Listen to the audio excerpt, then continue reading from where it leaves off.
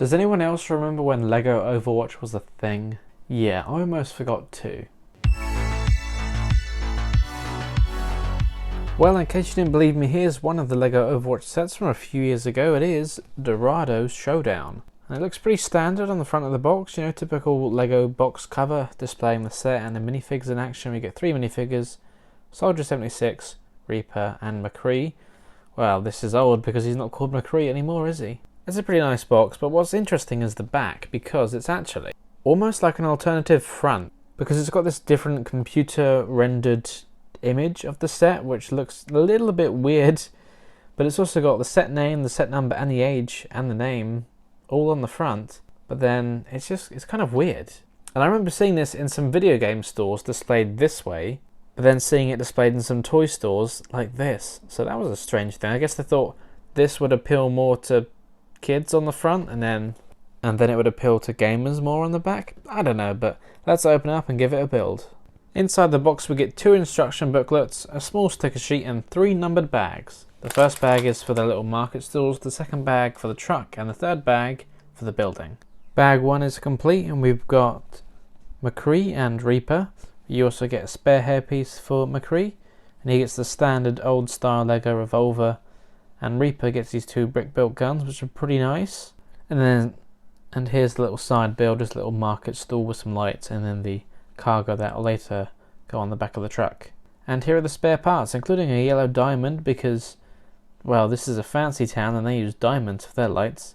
Some cherries, another revolver, and just some basic 1x1s. Bag 2 is finished and you get Soldier 76 and this, well, it's futuristic but also pretty retro looking, this hover truck, which is just like it was in the game. You can see it's kind of hovering off the ground, and then there's enough space on the flatbed for the cargo and some other things you can stick on there as well. You can fit a minifigure inside, but don't worry, it just has some cheap wheels on the bottom, which are actually using these very small train wheels, so I guess in theory it could fit on some train track if you really wanted it to. Although I'm kind of torn about whether I think the flatbed itself is just a bit short compared to the cab and the front of the truck, but maybe that's just the futuristic style it's going for. Although from the backside here it does look very unfinished. I think it looks like it's missing something, so I'm not a huge fan of that.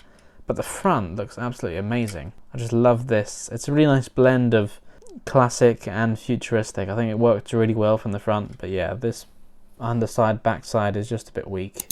And then Soldier 76 gets another brick built gun, which is pretty big, but hey, you know, it helps him stand up, I guess, because it's leaning on the minifigure there. But it's a very nice looking minifigure, and I'm glad to have it. My 2 favourite characters, Soldier 76 and McCree. We're on to the second instruction booklet and the third bag, and it's time to build that building. And there we go, I've finished the entire set. Although it doesn't look like there's much here, because there really isn't. But I've just finished building the building, so let's take a look at this. So here it is, that's pretty much it. It is only 4 studs wide, and there are absolutely no interior details. It really is the bare minimum needed for a set that's, well, a play set, I suppose. You can kind of display it as shown on the box art here, but it doesn't look that great, and there's no play features, no trapdoors in the floor or anything. I mean, it doesn't really have a roof either, to be honest. It's like the smallest suggestion of one, but I suppose the only thing that you can do here is that, oh, actually I lied, there is an interior detail. A single candle sitting on this window ledge here, and these shutters can open up. So yeah, that's pretty much it.